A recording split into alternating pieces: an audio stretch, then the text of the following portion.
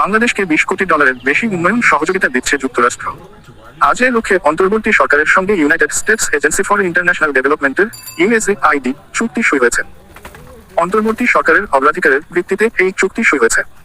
বিজ্ঞপ্তিতে বলা হয়েছে, স্বাস্থ্য, সুশাসন, মানবিক ও অর্থনৈতিক সুযোগ সৃষ্টি ও মানুষের ঘুরে দাঁড়ানোর সক্ষমতা বৃদ্ধিতে এই অর্থ কাজে লাগানো হবে। যুক্তরাষ্ট্রের অগ্রাধিকার হল বাংলাদেশকে অন্তর্ভুক্তিমূলক উন্নয়নের সহযোগিতা করা। চুক্তিতে বাংলাদেশ সরকারের পক্ষ থেকে সই করেন অর্থনৈতিক সম্পর্ক বিভাগের অতিরিক্ত সচিব একে.এম. শাহাবুদ্দিন এবং ইউএসএআইডির পক্ষ থেকে সই করেন রিক জে. অ্যাস্টলিম্যান। অনুষ্ঠানে অর্থ ও বাণিজ্য উপদেষ্টা সালেহউদ্দিন আহমেদ উপস্থিত ছিলেন। এ বিষয়ে অর্থ উপদেষ্টা সাংবাদিকদের বলেন, মার্কিন প্রতিনিধি দলের সঙ্গে আলোচনা হয়েছে। মূলত রাজস্ব ও আর্থিক খাত নিয়ে কথা হয়েছে। আর্থিক খাতের সংস্কার ও সহযোগিতা নিয়ে কথা হয়েছে। বাণিজ্য নিয়েও কথা হয়েছে। রপ্তানি, বহুমুখীকরণ সহ অন্যান্য কারিগরি সহায়তা নিয়ে আলোচনা হয়েছে। বাজার অনুসন্ধানও আলোচনায় এসেছে। বাংলাদেশ সুনির্দিষ্ট পরিকল্পনা প্রণয়ন করলে তারা সহযোগিতার আশ্বাস দিয়ে। সংবাদ বিজ্ঞপ্তিতে বলা হয়েছে, 2021 সালে যুক্তরাষ্ট্র ও বাংলাদেশের মধ্যে স্বাক্ষরিত এক চুক্তির আলোকে এই সহায়তা দেওয়া হচ্ছে।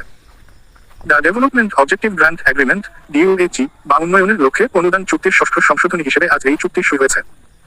এই চুক্তির মেয়াদ 2026 সাল পর্যন্ত। সেই চুক্তির আলোকে বাংলাদেশকে মোট $95.40 কোটি সহায়তা দেওয়ার